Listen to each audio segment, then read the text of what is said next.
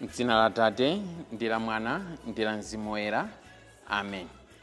Tikulandireni abale ndi alongo mwa Ambuye pano patiyankhuleni Ambuye.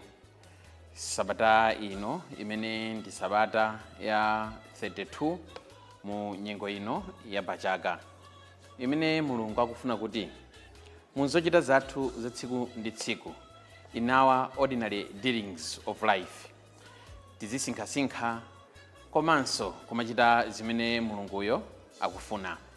Ndipo lero mpingo wathu ukutipempha kunena kuti tichite chaka kapena kuti tikumbukire St. Martin of Tours, amene iyeyo anali bishop. Iyeyu anabadwa mu chaka cha 316 ku Rome. Ndipo pambuyo pa ubatizo wake timamva kunena kuti anadzipereka kuti agwire ntchito yoteteza dziko lake ngati msilikali. Komabe ali kumene kuja adasinkhasinkhabe cholinga cha Mulungu moyo mwake, kotero kuti adasiya ntchito yake ya usilikali, tsopano nkuyamba kudzipereka kwa Mulungu mwapaderadera ngati wansembe. Ndipo pa utumiki wake iyeyo sadangofuna kuti ukhale utumiki okhalira yekha ndi mpingo, koma anafunanso kuti abweretse atumiki ambiri mu mpingo. Ndi chifukwa adatsekula nyumba zobindikira zambiri. Nkhani ina imene imatikhudza kwambiri ya Martin of Tours oyera ndionena kuti ali msilikali akunena kuti adatenga hafu theka la zovala zake za usilikali nkupereka kwa munthu osauka. Ndipo pambuyo pake munthu osauka uja anakamuonekera nkunena kuti ujatu unamuthandiza uja ndine Yesu Khristu. Kufuna kutiphunzitsa mtima wachikondi, kukonda mpingo, koma tikamene kuti mpingo timaukonda tidzikondanso anzathu. Anthu ena ake akufunika atathandizidwa, mukhale Yesu Khristu wina. Ndipo inu mukakhala Yesu Khristu wina mutsogozedwa ndi chikondi nkuthandiza anthu ena, ndipo amenenso munthandiziyonso ndi Yesu Khristu winanso. Ndipo lero mawu athu oyamba akuchokera mu buku la Tito mutu 1 kuyambira ndime ya 1 kulekezera ndime ya 9. Amene akutiwerengera mawu oyamba ndi Mrs. Agnes Lilongwe kuchokera ku St. Anthony of Padua Parish, Area 25 mu Archdiocese ya Lilongwe. Ndipo uthenga wathu wabwino wa lero ukuchokera mu uthenga wa Luka mutu 17 kuyambira ndime ya 1 kulekezera ndime ya 6. Amene akutiwerengera mawu amthenga wabwino komanso kutigawira mawu ndi Reverend Father John Enoch Kaliwamba kuchokera ku Our Lady of Fatima Salima Parish mu Archdiocese ya Lilongwe. Abale ndi alongo mwa Ambuye, tiyeni tikhalire limodzi. Mawu oyamba. Mawu akalata ya Paulo yolembera Tito. Ndine Paulo, mtumiki wa Mulungu ndi mtumwi wa Yesu Khristu. Adandituma kuti amene Mulungu anawasankha ndiwatsogolere ku chikhulupiriro, azizindikira choona chimene chimawafikitsa ku moyo wolemekeza Mulungu ndi kuwapatsa chiyembekezo cha moyo wosatha. Mulungu amene sanama adalonjeza moyo wosathawu nthawi isanayambe. Pa nthawi yake Mulungu mpulumutsi wathu adawululadi mawu ake, ndipo adalamula kuti ine ndipatsidwe udindo wolalika uthengawu. Ndikulembera iwe Tito, mwana wanga weniweni, chifukwa choti ineyo ndiwe tili mchikhulupiriro chimodzimodzi. Mulungu Atate ndi Khristu Yesu mpulumutsi wathu akukomere mtima ndi kukupatsa mtendere. Ndidakusiya ku Krete kuti ulongosole zonse zimene zinali zisanalongosokebe, ndi kuti uyike akulu ampingo mu mzinda uliwonse, monga momwe ndidakulamulira. Mkulu wa mpingo akhale munthu wosapalamula konse, ndipo akhale wamkazi mmodzi yekha. Ana ake akhalenso okhulupirira Khristu, opanda mbiri yoti ngosakaza kapena yoti ngosaweruzika. Oyang'anira mpingo azikhala wosapalamula konse, chifukwa ali ngati kapitawo m'banja la Mulungu. Asakhale womva za yekha, kapena wopsa mtima msanga, kapena chidakwa, kapena wandewu, kapenanso wokonda kudya phindu la ndalama. Akhale wosamala bwino alendo, wokonda zabwino, wodziwa kudzilamula, wolungama, woyera mtima ndiponso wodzigwira. Asunge mogwiritsa mawu okhulupirika, amene ali ogwirizana ndi zimene tidaphunzitsidwa. Pakutero adzatha kulimbikitsa ena ndi chiphunzitso choona ndiponso chogonjetsa otsutsana nacho. Mawu a Ambuye. Tithokoze Mulungu. Za zochimwitsa ndi zakukhululukira. Ambuye akhale nanu, akhalenso ndi mzimu wanu. Mthenga wabwino monga adalembera Luka. Ulemu kwa inu Ambuye. Yesu adauza ophunzira ake kuti zochimwitsa anthu sizingalephere kuoneka, koma tsoka kwa munthu obwera nazoyo. Kuti akakhala kwabwino kuti amangirire chimwala cha mphero m'khosi ndi kukamponya m'nyanja, kupambana kuti achimwitse mmodzi mwa ana ang'onoang'onowa. Chenjerani tsono, m'bale wako akachimwa umudzudzule, akatembenuka mtima umkhululukire.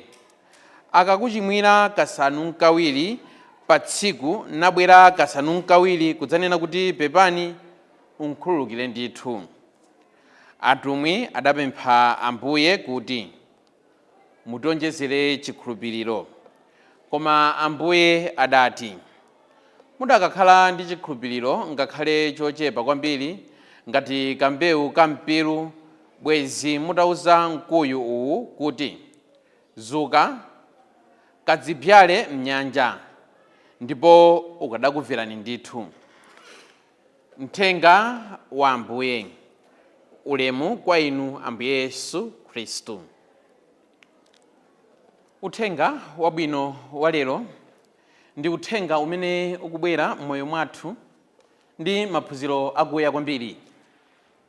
Poyambirira penipeni, Ambuye Yesu akuwauza ophunzira ake akuti zochimwitsa anthu sizingalephere kuoneka, koma tsoka kwa munthu obwera nazoyo.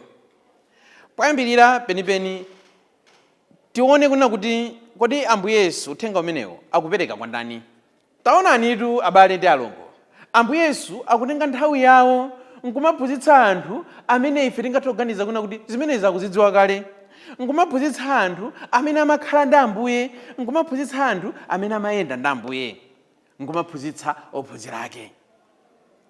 Kufuna kutiphunzitsa poyambirira penipeni kuna kuti mwina ife ngati atumiki, mwina ife ngati mpingo, mwina ife ngati atsogoleri, tikamakhala nthawi zina tizidzifunsa kuti kodi timayika chidwi chathu pa nkhosa zake ziti.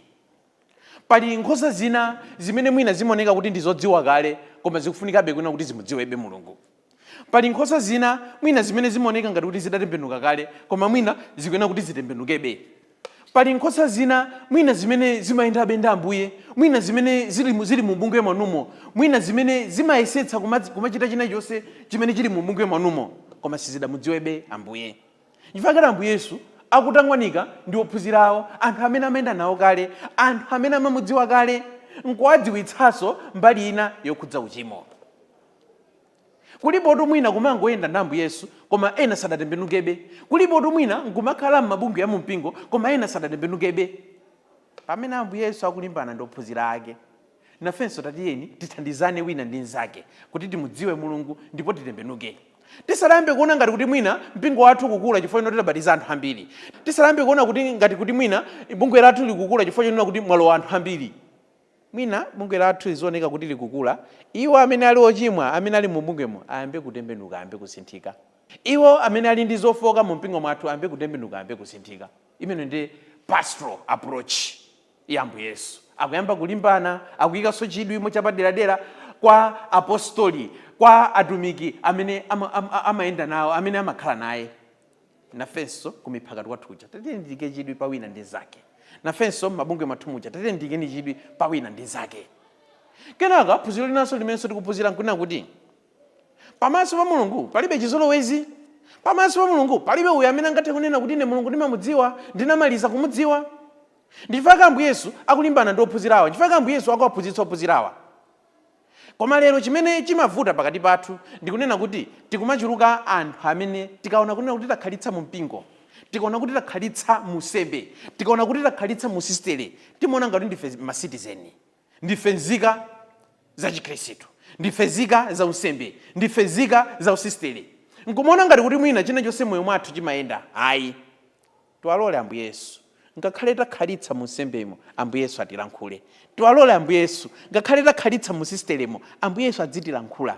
Tiwalole Ambuye Yesu. Ngakhale takhalitsa mu Chikhristumo, Ambuye Yesu adzitilankhula.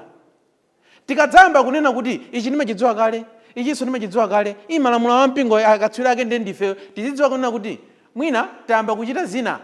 Koma iye amene ali Mkhristu amalolera kunena kuti ngakhale akuyenda nawo Ambuye Yesu, ngakhale amadziwako zina za Ambuye Yesu, koma Ambuye Yesu azimululirabe magawo ena a moyo wake. Kenaka uthenga wabwino wa lero ukutiwuzanso maudindo amene Mkhristu wina aliyense akuyenera kuti azikhala nawo. Mkhristu wina aliyense ali ndi maudindo awa potengera uthenga wabwino wa Luka umene tawerenga lero kuchokera mutu 17 verse 1 mpaka na 6. Mkhristu akunena kuti ati m'bale wako akakuchimwira uli ndi udindo onena kuti umudzudzule. Ndiye udindo umene Mkhristu wina aliyense ali nawo. Kuna kuti tikaona kuna kuti nzathu akusokera, tikaona kuna kuti nzathu akuchimwa, tikaona kuti nzathu akulowerera, we have to take the duty of rebuking, of advising mzathuja. Kodi ni maudindo otani amene ife lero tikutenga? Lero tutadzitengera maudindo amene sakugwirizananso ni maudindo amene Ambuye Yesu akutiuza. Ati ine ndibe thukoloko ndimangobloka. Umenewo ndi udindo wanu, si udindo amene Ambuye Yesu akupereka. Aya inetu sichedwa imashuta. Umenewo ndi udindo wanu, umene niwo mukupereka, koma si umene Ambuye Yesu akupereka. Bwanji isadashute, bwanji bibi yathu isadakwere, tiziyamba kaita wadzudzula anzathu kuna kuti simukuchita bwino to apa. Bwanji ife mmamanja muja tisadapakiritsane chifukwa ndi maudindo ena amene tili nawo mu mpingo. Alipo anthu ena ake amaoneka ngati kuti ndiona za mtengatenga nito koma ongopakiritsa zako lero pakira uzipita basi akakhalakhala apakiraninso muzibwerako kumudzi kuja basi ndakusowani. Bwanji tisadaziveke udindo umenewo, tiyambe tawadzudzula anzathu, tivale udindo umene Ambuye Yesu akutiuza lero kuti nzathu tikaona kuti akuchimwa, akusokera, kapena mwina pena pake watiyamba, timudzudzule. By advising mzathuja ndiye kuti tikutenga udindo wa Ambuye Yesu. Kenaka udindo wina umene Mkhristu wina aliyense ali naye ndiye ndokhululuka. Akunena kuti mzako akakuchimwira umkhululukire. Ma politicians akaona kunena kuti pali vuto pena pake, ma politicians amakondwera kwambiri chifukwa amadziwa kuna kuti ndiye ni nthawi imene iwo unotsopana kuyenera kuti adzionetsere kuti I'm a responsible politician, I am concerned by all the affairs of my people. Kwakhala kuna kuti njala pamene amathamanga umapeza chakudya, umpeza chimanga ngumagawa. Pang'ono ndi malingaliro amene sonamvenso ngati Akhristu tikuyena kuti tikhale nawo. Pamene ife takumana ndi vuto, pamene wina wake watiyamba, ifeyo ngati Akhristu tizikondwera kuna kuti uwu ndi mwayi wanga oti ndionetseredi chikhristu changa, ndimukhululukire ameneyo. Osati ine ndimalephera kukhululuka, munthu wake ndesine ayi. Tikuyenera kuti nthawi zonse tidziwaonetsera chikondi anzathu, tionetsere kuti ndife Akhristu pokhululukira ena, pokhululukira anthu ena amene atilakwira. Kenaka udindonso wina umene Ambuye Yesu akutipatsa ati tikhululuke ndithu. Ndiye chikhristu chimenecho. Tikumbukire nthawi zonse kunena kuti pamene ife tikukhululukira anthu ena, timakhala kunena kuti nthawi yomweyonso tikupempha chikhululukiro kwa Mulungu. Tikumbukire nthawi zonse kunena kuti pamene ife tikuonetsera chifundo anthu ena, nthawi yomweyo timakhalanso tikupemphanso chifundo chomwecho kwa Mulungu. Tikadzamba kunena kuti ine ndakhululuka kokwana, nthuma zidzabwere moyo mwako kunena kuti kodi ndikumuza chani Ambuye. Pamene mwina ife tikunena kuti takhululuka kokwana, tikumuwuzanso Ambuye kuti Ambuye nanenso za ine zija musamandikhululukire, chifukwa nanenso ndaonjeza, chifukwa nanenso ndapitirira muyeso. Koma ngati ife tili anthu olephera, koma ngati inu muli anthu olephera, mukuyenera kunena kuti mupitirize kuwakhululukira anzanu pamene akulakwirani. Kenaka tikumva kunena kuti Ambuye Yesu adawaphunzitsa ophunzira akewa. Ophunzirawa akubwera ndithu angonena kuti Ambuye mutonjezere chikhulupiriro chathu chochepachi. Pemphero lalifupi limene likusonyeza poyambirira humility, kudzichepetsa. Kuti ophunzirawa adamva akuona kuna kuti ifetu timalephera kukhululuka, ifetu timalephera kudzudzulana, ifetu timalephera kukhululuka ndithu. Chifukwa chani? Chifukwa mwina chikhulupiriro chathu chochepa. Chifukwa chikhulupiriro chathu ndi chochepa, tiyeni tidzichepetse pamaso pa Mulungu, tiwauze Ambuye kuti Ambuye tatonjezereni chikhulupiriro chathu chochepachi. Mwina chikhulupiriro chathu chikakula mpamene tingathe kumakwanitsa kumakhululukira ena, mpamene tingathe kumakwanitsa kumawadzudzula anthu ena. Nafenso moyo wathu wa Chikhristu tizidzifunsa kuna kuti nchifukwa chani zinthu zina sizitheka moyo mwathu. Ndiye tizifufuza in an honest manner, tidzaona kuna kuti vuto lalikulu limakhala moyo mwathu. Tizidzifunsa kuti nchifukwa chani mwina banja silitheka moyo mwathu. Tidzaona kuna kuti yayi mwina vuto si aja amene timaganiza kuti amadzanena mabodza achayi, mwina vuto ndifeyo amene timawapatsa mpata anthu ena kuti adzikamba zathu. Mwina tidzidzifunsa kuna kuti kodi nchifukwa chani mwina nkamapemphera mapemphero ena moyo mwanga munenga risayankhidwa. Mwina tidzamvetsa kuna kuti mwina ineyo ndili mavuto ena amene amandilepheretsa kuti ndiyanjane ndi Mulungu, amene amandilepheretsa kuti ndiyandikane ndi Mulungu. Kenaka pemphero limeneli likusonyezanso kuna kuti anthu awa akudziwa chimene akufuna pamaso pa Mulungu. They are only straight and simple. Ambuye tonjezereni chikhulupiriro chathu. Iso ndi skulu ya pemphero. Kuti nafenso pamene tikubwera pamaso pa Mulungu tizidzifunsa kuna kuti ndimapemphera motani. Kupemphera sikungonenapo mawu ena aliwonse amene abwera, koma kupemphera ndikunena zimene ife zikutikhudza pomuuza Mulungu monadi. Saying what we mean and meaning what we say. Mapemphero ena amadabwitsa. Molomoti Mulungu timufotokozere kuna kuti Ambuye taonani mavuto anga ndi awa, koma ndiye kumakhala kuzungulira. Mmene munamuthandizira Yesaya uja paphiri, ngati kuti Yesaya anapita konso paphiripo. Tatiyeni timuuzeni Ambuye kuna kuti Ambuye vuto langa ndili, Ambuye vuto langa ndikuba, Ambuye vuto langa ndikusweka chikhulupiriro. Kenaka chinanso chomalizira chimene uthenga wabwino walero ukutiphunzitsa ndikunena kuti pamene Ambuye Yesu akuwaphunzitsa anthuwa, akuyembekeza kuna kuti anthuwa amva. Ndipo anthuwa adi akumva powapempha Ambuye kuti Ambuye tatonjezereni chikhulupiriro chathu chochepachi. Tizidzifunsa kunena kuti kodi ndikabwera kutchalichi ndimamva.